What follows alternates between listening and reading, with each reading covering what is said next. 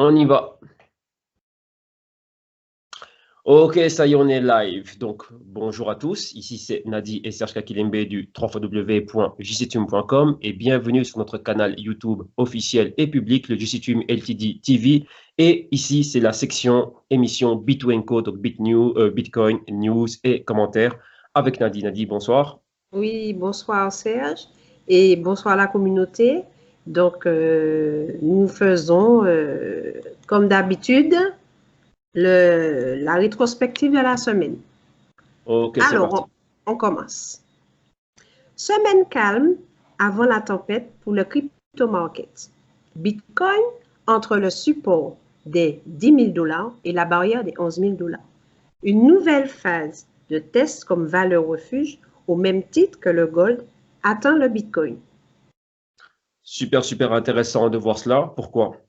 Durant la semaine, comme vous avez vu, il s'est passé pas mal de choses. Le crypto market, on a vu certaines cryptos déjà être basses. Donc là, lorsqu'on a regardé donc la quarantaine, cinquantaine de cryptos que l'on suit, certaines cryptos ont atteint leur niveau de bottom, donc les bas qu'elles avaient atteints en novembre-décembre 2018. On a vu maintenant des cryptos du genre Ethereum et des cryptos comme Bitcoin Cash baisser fortement, donc être dans le cas de l'ETH, comme on le voit ici à l'écran, en dessous des 200 $. Donc là, on a la perspective et la performance weekly. D'un autre côté, le Bitcoin, durant un bref instant, donc là en moins de 24 heures, perforer le niveau psychologique des 10 000 $, être bien plus bas, récupérer les 10 000 $, titiller un peu les 10 100, 10 200 et ensuite tenter de retester les 10 000 $. Et maintenant, on voit il recommence à retourner vers les 10 500. Donc, on voit bien qu'il est entre, comment dirais-je, pour le moment, entre deux zones clés, donc les 10 000 $ de support et les 11 000 $. Et on va dire dans les slides suivants pourquoi exactement est-ce qu'on voit cela et pourquoi est-ce qu'on parle ici d'une nouvelle phase de test qui attend les bitcoins. Rappelez-vous, on a vu dans les 10 premiers jours, donc c'était les 12 premiers jours exactement du mois d'août, on a vu ici le BTC monter, retester ici la zone des 12 000 $. Au même moment où il y avait des tensions, il y avait le Dow Jones qui était bas, il y avait des tensions États-Unis, Chine, etc., etc., des risques des récessions. On a vu le gold monter, dépasser les 1 500 $. Et maintenant, on voit quoi? On a vu aussi un BTC être supérieur au niveau des 12 000. Le gold s'est maintenu. Le Bitcoin, lui, a effectué son retracement. Donc là, il s'est allié plus ou moins au mouvement qu'on a vu, qui était généralisé dans tout l'écosystème crypto. Donc ça a tout allé vers le bas. Et d'un autre côté, on voit que le Bitcoin s'est stoppé dans la zone des 10 000 $.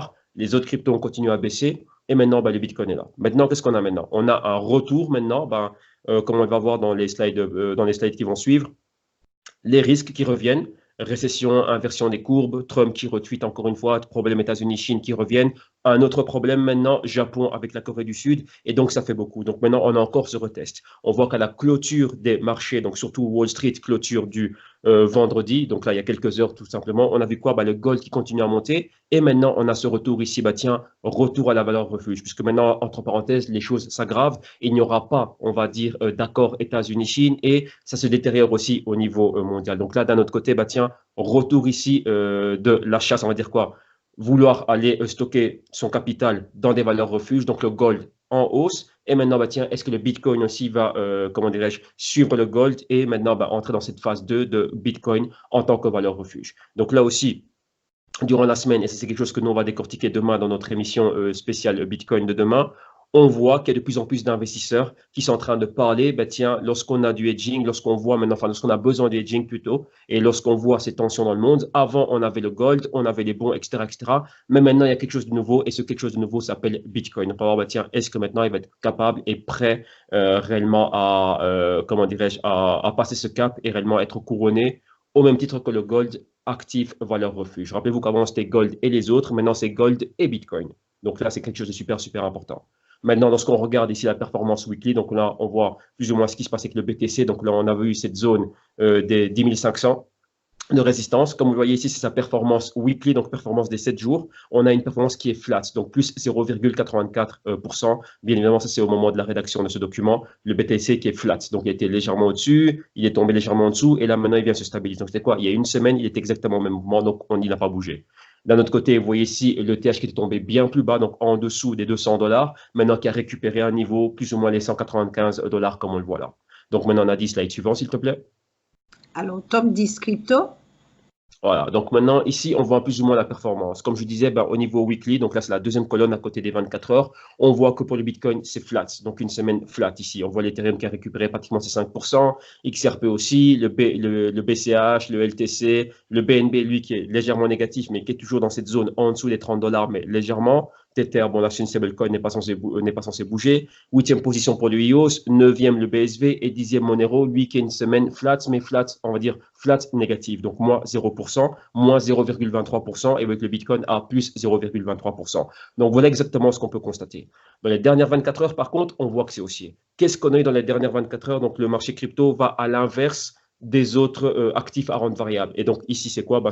C'est le stock market. Dow Jones, Nasdaq, S&P en bas. Donc là, je me focalise uniquement sur le marché nord-américain. Et d'un autre côté, on voit les cryptos qui sont en train de monter légèrement. Mais on le verra dans le slide suivant. La corrélation inversée est bien plus forte et bien plus prononcée avec le gold. Donc, Nadi, s'il te plaît, le slide suivant. Les risques de récession économique, l'incertitude des tensions commerciales entre les USA et la Chine, plus les mesures de la Fed, pèsent sur le momentum des cryptos.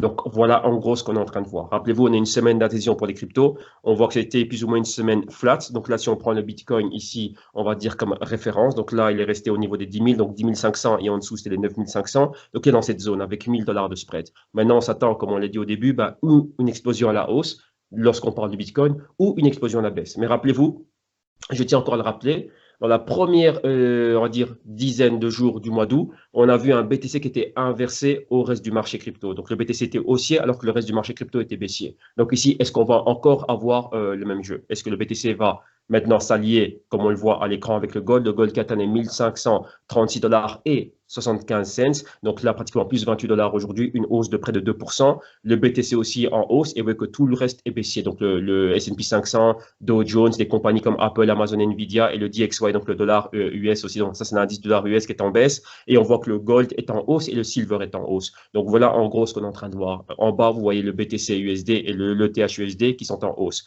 Donc maintenant, est-ce que le Bitcoin va nous refaire cela? Vu que maintenant, on a encore, comme vous voyez à l'écran, on a Trump qui va augmenter les tarifs, donc c'est cet impôt douanier pour toutes les importations qui proviennent de Chine. Et encore une fois, juste après cela, donc là, je ne l'ai pas inclus ici, il a conseillé aux compagnies américaines de se chercher d'autres factories, donc d'autres usines de conception pour leurs biens. Un exemple, Nvidia et Apple sont fabriqués là-bas en Chine, donc on leur a demandé, tiens, trouvez-vous autre chose ou rapatriez vos usines ici, ça va créer de l'emploi aux États-Unis, etc., etc. Donc voilà en gros ce que l'on voit. Donc là, encore beaucoup plus de risques et ça, en aftermarket, le marché encore bien plus tombé. Donc ce qui fait que durant ce week-end, il ne va pas se passer grand-chose et on verra comment la semaine prochaine, on va dire cette dernière ligne droite du mois d'août pourrait être très, très, très impactante. On a déjà vu le Dow Jones, comme vous voyez aujourd'hui, qui est tombé plus de 600 points. Donc, on a clôturé avec moins 620 points, plus ou moins. Mais la semaine prochaine, ça pourrait continuer. Donc, si on a encore ces risques, ça, c'est juste les risques États-Unis-Chine, on voit l'impact que ça a sur le marché. Il y a eu aussi une réunion à la Fed, donc la réunion de ce qu'on appelle les 3 jours de Jackson Hole, où on a tous les gouverneurs des banques centrales nord-américaines, donc là dans les différents États, qui se sont réunis pour parler un peu de l'économie, voir ce qu'ils allaient faire et prendre une décision pour le mois de septembre. Vont-ils monter les taux d'intérêt? Vont-ils encore baisser les taux d'intérêt? Leur inflation, quelle est la target, etc., etc. Mais là, comme on voit, ce qui a, on va dire, ce qui a pu filtrer, c'est que quoi? C'est pas positif. Donc déjà, on a États-Unis-Chine, c'est pas positif. La Fed aussi qui, malgré les décisions qu'ils pourraient prendre, il y a beaucoup plus d'incertitudes que de certitudes. Donc les marchés n'aiment pas l'incertitude. Donc on a ça encore. Et maintenant, on a quoi aussi? Comme je l'ai dit au début, on a le Japon et on a la Corée du Sud aussi qui ont des tensions commerciales. Donc il y a tout ça, plus les risques de récession économique au niveau mondial. Donc tout ça, maintenant, ça met quoi en avant? Ça met les actifs, donc les valeurs refuges en avant, le gold, le silver, comme vous voyez ici, et maintenant le BTC. Donc maintenant, c'est un test numéro 2. Est-ce qu'il va pouvoir maintenir cela? Rappelez-vous, ici, c'est très, très, très rapide. C'est-à-dire quoi? C'est juste des choses qui sont basées sur quelques jours et une semaine. Bien évidemment, ce n'est pas en quelques jours, une semaine que on va pouvoir mesurer cela et on va pouvoir couronner le Bitcoin comme étant, oui, une valeur refuge au même titre que le gold et les autres. Donc là, on verra réellement si le tout s'aggrave, si réellement on capitule. Quand je dis capituler, c'est quoi? C'est que Trump, les ministres des Finances, etc., et les gouverneurs des banques centrales disent en effet, on est en récession. En effet, les données macroéconomiques sont mauvaises. En effet, les tensions, il n'y aura pas d'arrangement, il n'y aura pas d'accord ici. Et donc là, maintenant, attendez-vous au pire. Dès qu'on aura cela, on va voir réellement comment va évoluer le Bitcoin dans cet environnement et les cryptos. Rappelez-vous que les cryptos et surtout le Bitcoin, on va prendre le Bitcoin qui a 10 ans, donc qui a été créé en 2009, c'est post-récession. post-crise 2008-2009. Donc, on l'a jamais vu avant, on ne sait pas comment est-ce qu'il va opérer, comment est-ce qu'il va naviguer cet environnement. Donc là on va être tous sur le point de le découvrir. Donc ça, en gros, c'est quelque chose qu'on pourra voir ici. Donc voilà, en gros, ce qu'on pouvait commenter par rapport à cela pour avoir un parallèle entre la performance des cryptos, est-ce qu'on attend des cryptos, est-ce qu'on s'attendrait à voir, donc là, ce qu'on va anticiper pour la semaine prochaine, et avec le stock market, et comment est-ce qu'on a clôturé au vendredi 23 août. Alors, on a dit, s'il te plaît, slide suivant. Alors, Bitcoin graphique. Alors là, mais directement, on va regarder ce qui se passe au niveau graphique. Comme on voit ici, on a notre graphique weekly. On constate des choses. Donc déjà, ce qu'on a fait les semaines précédentes, c'est parler des hauts des 14 000, un bas au niveau des 13 000, un autre bas au niveau des 12 500. Maintenant, oui, qu'on a atteint les 11 000.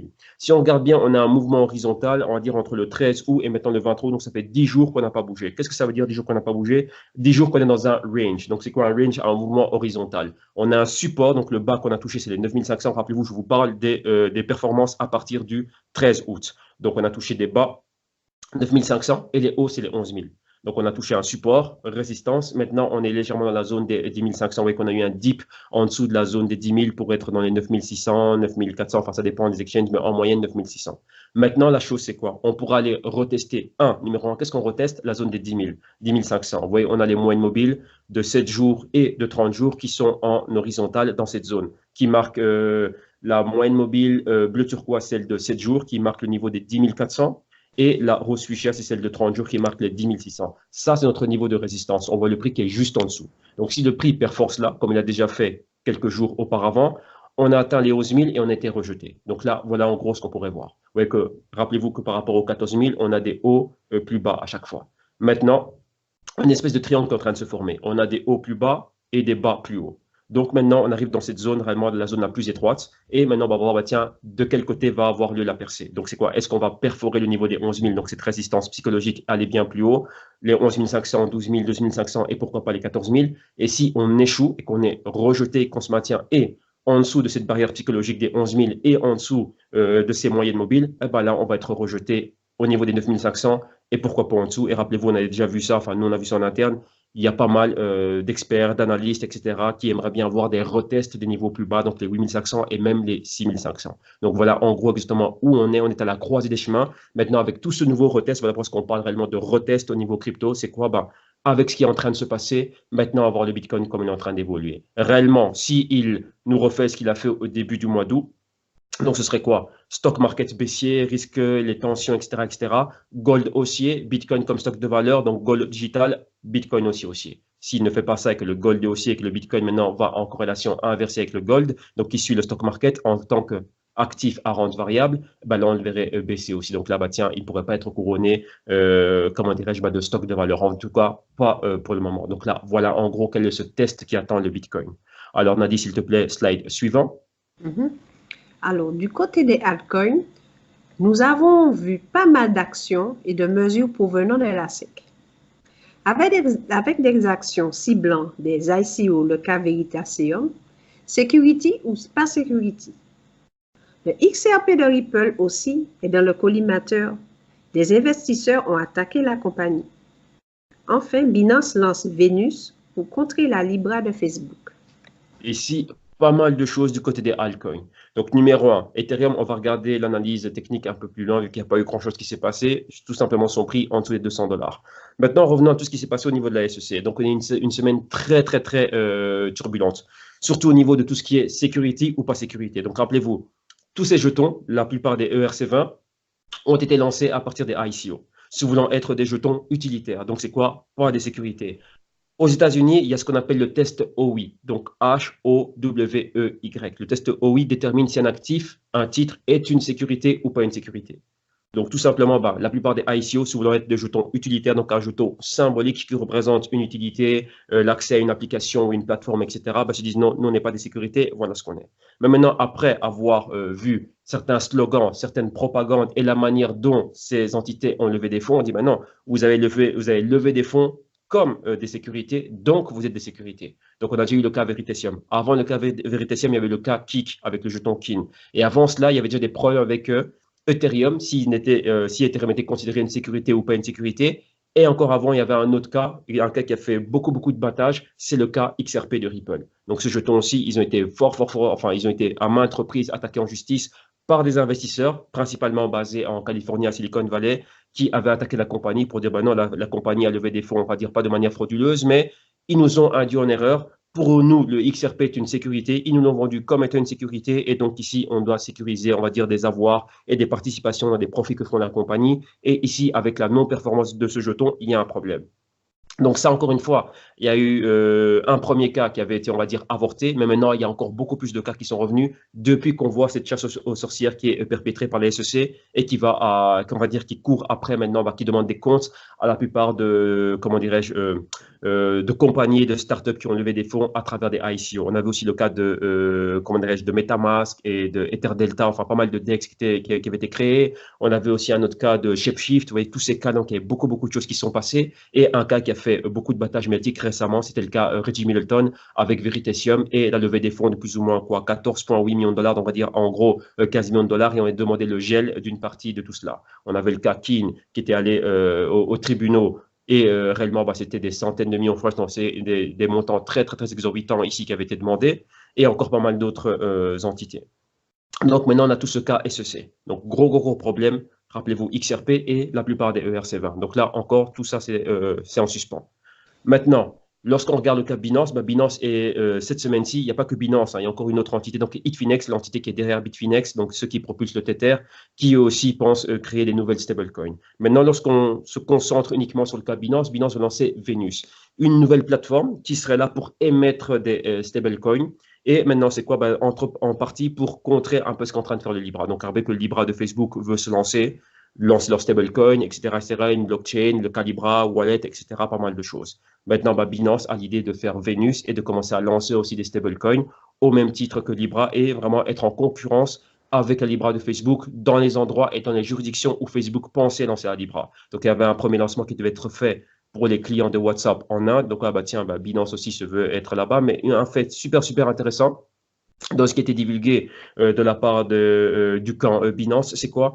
C'est qu'ils voudraient aussi tokeniser le yuan chinois. Et donc là, émettre un stablecoin yuan chinois sur cette blockchain. Donc là, c'est super intéressant. Et maintenant, en restant avec le cas chinois et un stablecoin chinois, on a aussi Bitfinex, la compagnie qui est derrière Bitfinex et qui propulse le Tether, qui eux aussi ont parlé d'un nouveau jeton, donc là, le renminbi, donc le yuan chinois qui pourrait être tokenisé au même titre que le Tether que l'on a, donc là, l'USDT, on aura aussi un jeton chinois basé, enfin, propulsé aussi par cette compagnie. Donc voilà en gros tout ce qui est en train de se passer à ce niveau. Donc ça va être super intéressant. Et bien évidemment, on continuera à suivre cela ici. Donc l'indice, s'il te plaît, slide suivant. Ethereum graphique. Alors maintenant, on va passer à l'analyse graphique. Donc là, pour les dernières lignes, qu'est-ce qu'on a ici? On commence avec Ethereum. Comme on dit, avec Ethereum, il n'y a pas grand-chose à réellement à communiquer ici, si ce n'est qu'on est en attente de la phase Ethereum 2.0 et de l'actualisation. Maintenant, on est à la phase Istanbul, si je ne me trompe pas. Alors maintenant, qu'est-ce qu'on voit? On voit qu'Ethereum a perforé le niveau des 200 dollars, comme vous le voyez ici, à la baisse, donc un peu comme le Bitcoin qui a réellement fait un tout petit dip en dessous des 10 000 et qui a récupéré maintenant les 10 500. Ethereum, on voyait qu'on avait les 200 dollars déjà depuis la mi-juillet, on avait déjà les 200 dollars, on était tombé légèrement en dessous, se reprendre, revenir au-dessus des 200 dollars, être stoppé aux 240 dollars, replonger en dessous des moyennes mobiles, donc 7 semaines, enfin 7 jours et 30 jours, atteindre la zone des 192, donc là, flirter avec la zone des 190 dollars, retester les 200 dollars, revenir retester les moyennes mobiles, donc 7 jours et 30 jours, donc légèrement au-dessus de la moyenne mobile de 7 jours, rejeter à celle de 30 jours, replonger en dessous des 200 dollars, en dessous des 195, toucher les 190 et maintenant revenir timidement dans la zone des 193 dollars, 194 dollars, donc dans cette zone-là, mais toujours en dessous des 200 dollars. Donc maintenant, les 200 dollars sont un niveau de résistance. Donc là, voilà exactement ce qu'on a. Comme vous le voyez, on a des pointillés qui vont des hauts, donc c'est-à-dire quoi? La zone des 360 dollars, donc c'était fin du mois de juin, et cette directrice de tendance ici joue le rôle de résistance, elle nous délimite le buy side et le sell side, donc vu que le prix évolue à gauche, donc en dessous de cette directrice de tendance pointillée que vous voyez là en rouge pointillé sur l'écran, ça signifie qu'on est en sell side, donc on est en zone de vente. Chaque fois que l'on bute, donc là, sur cette directrice, on voit que le prix est rejeté. Vous voyez que maintenant, on est tout juste sur cette directrice. Donc, c'est quoi? Si on arrive à perforer cela, on pourrait monter au-delà, premièrement, passer en buy side, et deuxièmement, vous voyez qu'on est à la zone des 200 dollars, donc 200 dollars de résistance. Est-ce que maintenant Ethereum, comment dirais-je, est en phase avec ce niveau et qui pourrait perforer ce niveau et retourner, être bien plus haussier? Maintenant, avec tout ce qu'on est en train de voir, c'est maintenant on se dit, bah, tiens, Ethereum n'a jamais été considéré comme étant un stock de valeur. C'est juste une crypto comme toutes les autres. Et on a vu que le momentum des autres cryptos, donc les altcoins, est baissier. Donc maintenant, bah, tiens, ça va être intéressant de voir bah, tiens, comment vont évoluer les cryptos. Surtout que les cryptos, n'oubliez pas, ce sont des actifs à rente variable aussi, donc au même titre que les actions. Donc lorsqu'on a des actifs à rente variable, on veut maintenir ces gains. Donc on verrait plutôt ben, des personnes, des investisseurs sortir des altcoins et parquer leurs capitaux en stablecoin ou complètement sortir aussi de tout l'écosystème crypto et des stablecoins et réellement avoir du véritable fiat en main. Donc voilà en gros ce qu'on pourrait voir ici. Donc là, Ethereum a un niveau clé aussi au même titre que le Bitcoin.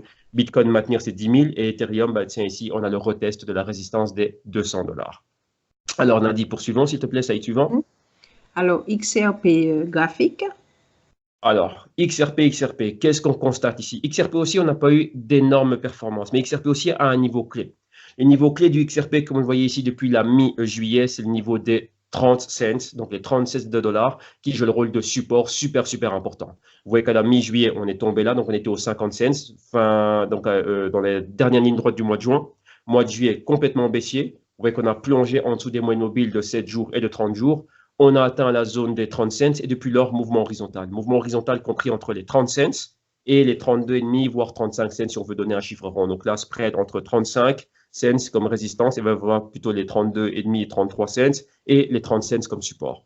Long mouvement horizontal jusque quoi? Lorsqu'on a eu les tensions qu'on voyait États-Unis, Chine et risque de récession, Bitcoin haussier, tous les altcoins à la baisse. Et c'est là qu'on a vu le XRP perforer la zone des 30 cents, tomber en dessous exactement au 14 août. On a vu qu'il a plongé violemment et pour atteindre quel niveau? La zone des 25 cents. Depuis là, on s'est récupéré et on a récupéré légèrement la zone des 30 cents. Donc, les 30 cents jouent le rôle de résistance. On a encore rejeté ce niveau un peu plus bas cette fois-ci, enfin légèrement un peu plus bas, la zone des 27 cents, 28 cents, et maintenant on se récupère timidement. Donc là maintenant on est basé, enfin on est posé sur la moyenne mobile de 7 jours, donc c'est la moyenne mobile bleu turquoise, et comme résistance au niveau des 30 cents, on a la moyenne mobile de 30 jours. Voilà exactement ce qu'on voit. Maintenant, est-ce que le Ripple va pouvoir retester cette résistance? Chose qui peut être faite, mais maintenant, le gros test pour le Ripple, c'est quoi? Enfin, le XRP de Ripple, pardon, ce serait de perforer cela. S'il n'arrive pas, bon, on pourrait atteindre les 30 cents et encore une fois, être rejeté. Donc voilà, on a 10 slides suivants, s'il te plaît. Alors, BNB, graphique. Alors voilà. Avec les news qu'on a avec le BNB et on voit bien sa place de choix hein, dans le top 10, il est intéressant de voir ce qui se passe avec le BNB. Le BNB aussi, on a remonté maintenant à la période de la mi-juillet, donc le 13-15 juillet. Et depuis lors, on voit qu'on a un long mouvement horizontal, mais ici avec beaucoup de volatilité. Donc, on a un support au 25 cents, on va dire en moyenne les 25 $, excusez-moi, pas cents, 25 $. On était plus bas aux alentours du 15 et du 16. On est tombé plus bas pour atteindre la zone des 20 $, plus ou moins. Mais en moyenne, depuis la fin du mois de juillet, on a le niveau des 25 $ comme niveau de support et résistance au niveau des 32 $. Donc, on est en train de jouer au ping-pong, long mouvement horizontal, donc on va dire les 25 $, 32 $. On revient aux 25 $ à la fin du mois de juillet. On remonte jusqu'au 7 ou 8 août, on atteint les 32 $, on rejette ce niveau, on revient dans la zone des 25-26 $ à la mi-août. Donc là, cette baisse qu'on a vue, rappelez-vous, hein, début août, on a vu le stock market baisser et les cryptos aussi qui baissent. Et ensuite, on s'est repris, mais on est où maintenant? On est en dessous des 30 $, on est dans la zone des 28-29 $. Et encore une fois, rejeter ce niveau et retomber encore une fois au support des 25-26 $. Maintenant, comme on l'a vu avec le XRP et l'Ethereum, on se récupère timidement. Donc maintenant, on a ces niveaux-là. Lorsqu'on regarde ce qui se passe, on est éloigné bien évidemment du niveau psychologique des 30 $, mais qu'est-ce qui se passe ici? On a une autre résistance. Et cette résistance, ce sont les moyennes mobiles. Celle de 7 jours en bleu turquois et celle de 30 jours qui est représentée par la moyenne mobile en rose fuchsia. Donc, qui pointe les 27,58 $ et les 28,28 $ respectivement. Donc, ça, ce sont nos niveaux de résistance. Maintenant, si on est rejeté encore une fois, donc si on regarde bien l'évolution du prix depuis le 8 août, on est en train de faire des A, B, C, D baissiers. Donc, des hauts plus bas et des bas, enfin, pas encore de bas plus bas, on a juste des hauts plus bas. Donc, une espèce de formation triangle descendant avec le support au niveau des 25-26 $. Et ce sont les hauts plus bas que l'on a. Donc, on avait les 32 $, ensuite les 31 $, ensuite les 30 $, ensuite les 29 $, maintenant les 28 $. Maintenant, on va retester les 28 $ comme niveau de résistance. Si on est rejeté à ce niveau-là et qu'on n'arrive pas aussi à évoluer au-dessus des moyennes mobiles, on peut être rejeté. Et c'est maintenant, avec tout ce qu'on est en train de voir, si le momentum reste baissier pour les altcoins, qu'on pourrait voir le BNB et d'autres cryptos perforer des niveaux de support clés. Donc, dans le cas du BNB, ici, ce serait perforer le niveau du support des 25 dollars. Et une fois qu'on est en dessous de ce niveau, vous voyez qu'on avait déjà généré une brèche à ce niveau-là, donc aux alentours du 14 ou du 15 juillet, retester ce niveau et bien évidemment, encore une fois, aller bien plus bas.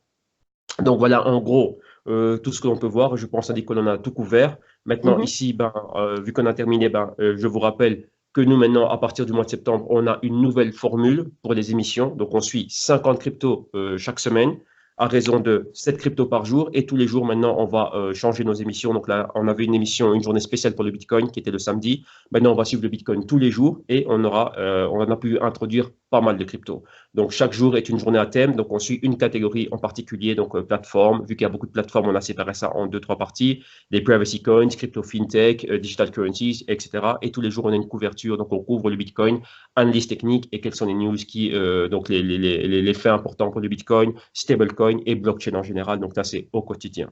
Donc, par rapport à cela, il y a des promotions. Pas mal d'entre vous m'ont écrit par rapport à ça pour pouvoir avoir des détails, me poser des questions. Tiens, comment est-ce que je peux avoir accès à ceci, à cela? Quand est-ce que commencent les promotions? Jusque quand durent les promotions? Donc ici, on va faire un peu étalage de tout cela afin de vous expliquer un peu ce qui est en train de se passer. Donc les promotions ont déjà commencé maintenant. Les promotions, c'est pour tout ce qui touche les CryptoBlock News et on a fait des packs. CryptoBlock News sont nos émissions quotidiennes de environ 1h15, 1h30 où on couvre, comme vous le voyez ici à l'écran, différentes catégories et segments crypto et on a une couverture quotidienne par rapport à cela. Donc news, catalyseur, on parle des news, on commente les news et ensuite on parle d'analyse technique, on voit les probabilités d'évolution du prix, que ce soit la hausse, soit la baisse et on commente et généralement tout ce que l'on a au quotidien. Donc par rapport à cela, il y a des promotions qui ont déjà commencé dès maintenant.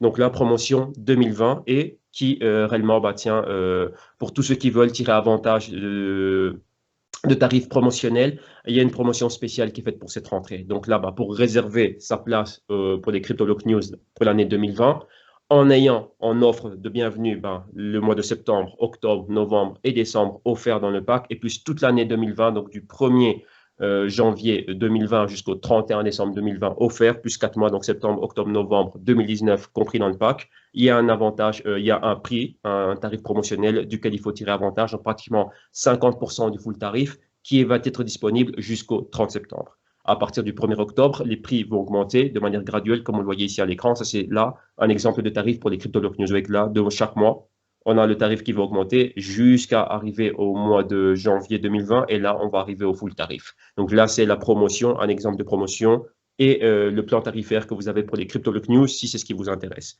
Maintenant, en venant à notre page, donc au www.justum.com, vous allez voir qu'il y a d'autres promotions qui sont faites, il y a des packs. Donc là, je vous ai montré l'évolution du prix du CryptoBlock News. Jusqu'au 30 septembre, c'est au prix de 99,95. Et au même titre que cela, on a aussi une promotion pour les Global Blocks. Qu'est-ce que le Global Block? Ce sont les CryptoBlock News, donc les émissions quotidiennes. Et en plus de ça, on a des rapports trimestriels, donc ce qui s'appelle les Global Crypto Research. Donc là, on a le Q1, Q2, Q3, Q4. Donc chaque 3 mois, on a une rétrospective et une perspective mensuelle. Et ce sont des rapports dans lesquels on va beaucoup plus en profondeur. Vous avez sur la page officielle, donc www.jistum.com, des samples d'émissions pour voir exactement qu'est-ce qui est fait dedans et qu'est-ce qu'on a dedans et pourquoi, le comment, tiens, est-ce que réellement ça m'apporte de la valeur? Vous pouvez voir un petit sample d'émissions qu'on a fait dernièrement. Donc là, c'était notre dernier rapport trimestriel pour voir qu'est-ce qu'il y a dedans et qu'est-ce qu'on couvre. Donc là, il y a un pack qui a été fait, donc qui comprend les CryptoBlock News pour toute l'année 2020 et les 4 rapports trimestriels de l'année 2020 également, avec un pack qui est fait. Donc rappelez-vous, ces packs sont disponibles dès maintenant et chaque mois, il y a une petite augmentation. Donc là, au plus vite on rentre dedans, au plus on aura accès à un meilleur tarif promotionnel vu qu'il va augmenter petit à petit. Et dernier pack, c'est le pack TWIM Full. Là, on a tout ce qu'on fait durant l'année. Donc, c'est quoi? C'est les CryptoBlock News, donc vidéos quotidiennes, les Global Crypto Research qui sont ces rapports trimestriels, donc Q1, Q2, Q3, Q4, donc un rapport tous les 3 mois. Et les rapports VAM. Les VAM sont des stratégies, sont des générations d'idées d'investissement. Donc, on va investir, mettre en combinaison pas mal d'actifs qui opèrent dans un même secteur et qui sont corrélés entre eux. Et là, maintenant, on met sur pied ici, une thèse d'investissement. On explique ce que sont ces compagnies et ici, on définit des points d'entrée sur base de ce qui est en train de se passer au niveau macroéconomique, etc., etc. Où seraient les meilleurs points dans lesquels on pourrait intervenir afin de maximiser au maximum, comment dirais-je, les profits que l'on pourrait avoir. Donc là, il y a des émissions publiques qui ont été faites pour introduire ces rapports et ce nouveau service. Donc là, je vous invite à regarder. Donc, il y aura ça en lien à la fin de cette vidéo, bah, comme ça vous allez pouvoir voir, bah, tiens, ces rapports VAM, il y a quoi dedans, et réellement, bah, tiens, quel est le modus operandi, et bien évidemment, bah, qu'est-ce qu'il y a dans ce service et pourquoi ce service. Donc voilà, en gros, ce qu'on a pour tout ce qui est promotion, qui commence dès maintenant. Rappelez-vous, ces tarifs sont déjà disponibles dès maintenant. Donc là, au plus vite on vient, bah, au mieux on a accès à un meilleur tarif. Et on réserve déjà sa place pour l'année 2020. Donc là, pour tout nouveau client, bah, tiens, en guise de bienvenue, vous avez septembre, octobre, novembre et décembre offerts. Et rappelez-vous, ça dépend du pack que vous allez prendre. Si vous prenez les CryptoLock News, septembre, octobre, novembre, décembre, vous êtes offert. Vous avez le pack Global Block, vous allez avoir le dernier rapport Global Crypto Research qu'on va faire, donc ça c'est le Q4 qu'on va faire au mois d'octobre, et plus les 4 rapports qui, comment dirais-je, de l'année 2020, et si c'est pour l'autre pack, tu mais bah, tiens, les derniers rapports VAM que l'on va faire cette année-ci, les Global Crypto Research et les CryptoBlock News, les derniers en date pour cette année, et CryptoBlock News pour toute l'année 2020. Donc là, pour tous ceux qui aimeraient avoir beaucoup plus d'informations et ceux qui sont déjà sûrs de ce qu'ils veulent, etc., donc là, je pense que j'ai répondu à pas mal de questions. Donc là, pour ceux d'entre vous qui étaient déjà rentrés en contact avec moi, encore une fois, bah, je réitère mon invitation, pouvoir nous écrire pour avoir de plus en plus d'informations. Vous avez le mail corporatif, donc le business@jzetum.com. Et pour ceux qui savent directement bah, ce qu'ils veulent, vous pouvez aller directement au www.jzetum.com et avoir accès à votre pack. Donc voilà, en gros, tout ce qu'on avait à couvrir aujourd'hui. Et donc voilà, bah, Nadi, je pense qu'on a tout couvert. Donc là, bah, pour ma part, bah, c'est OK. Donc un grand merci à tout le monde. Bon visionnage, bon week-end, bonne semaine et surtout maintenez-vous super, super focus. Pour ceux qui nous suivent au quotidien, donc ceux qui sont déjà clients de nos services, eh ben tiens, on se retrouve de l'autre côté au quotidien comme d'habitude tous les jours. Donc pour ma part, c'est bye bye. Et Nadi, le mot de la fin, c'est pour toi. Ben voilà, merci de nous avoir écoutés. Et comme disait Serge, restons focus, très focus, parce que vraiment, enfin, dans le monde des cryptos, ça bouge énormément. Et puis, donc, à la semaine prochaine, et bien, voilà, bonne semaine. Voilà. Bye bye. Ciao, ciao tout le monde. Ciao, bye. Merci.